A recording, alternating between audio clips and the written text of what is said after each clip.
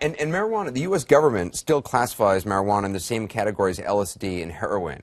And those are defined as drugs with, quote, no currently accepted medical use and a high potential for abuse. Do you think that's just not true? That is not true. I mean, they're not a high potential for abuse and legitimate medical reasons. Cocaine is a Schedule II substance. It has a higher potential for abuse. It is you're more likely to become addicted to it, almost twice as likely to become addicted to it. There are many substances out there, some of which are legal, that you're more likely to abuse than marijuana. It's not even close to being the truth with regard to abuse.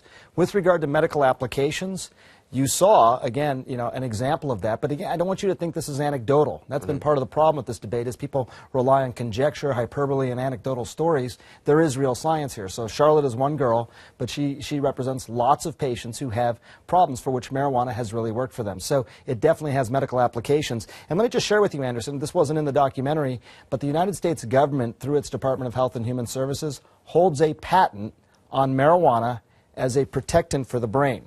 It's something to protect the brain after head injuries. How is that possible, that the U.S. government holds a patent? The U.S. government holds a patent on one hand, and on the other hand, same government says it has no medical applications. So I mean, I've said this, I think I've said this to you before, but journalists, I think, are trained to hate hypocrisy.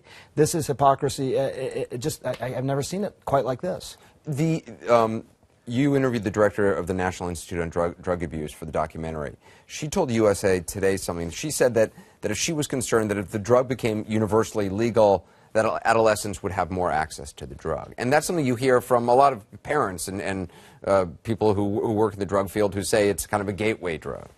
Well, first of all, I don't think it's a gateway drug. I mean, to the extent that that implies that your body somehow changes and that you now crave other drugs as a result of trying marijuana, I don't think that's true. I mean, the science doesn't back that up. People who get marijuana illicitly are often coming in contact in situations where they're then exposed to other drugs, and that may explain in part why they go on to heroin or cocaine or something like that. But with regard to adolescents, look, of course, I'm worried about that as well. I think any responsible doctor, any responsible parent, anybody would be worried about that. I don't want kids taking this stuff. I don't want anybody whose brain hasn't fully developed, which usually is the mid-20s, taking this stuff. That's not about this. But the trade-off shouldn't be, because of those concerns, we will then deny people therapy that may be the only therapy that works for them. I don't think that's the trade-off. And I don't think even Nora Volkow, who's the head of NIDA, would think that that would be a good idea.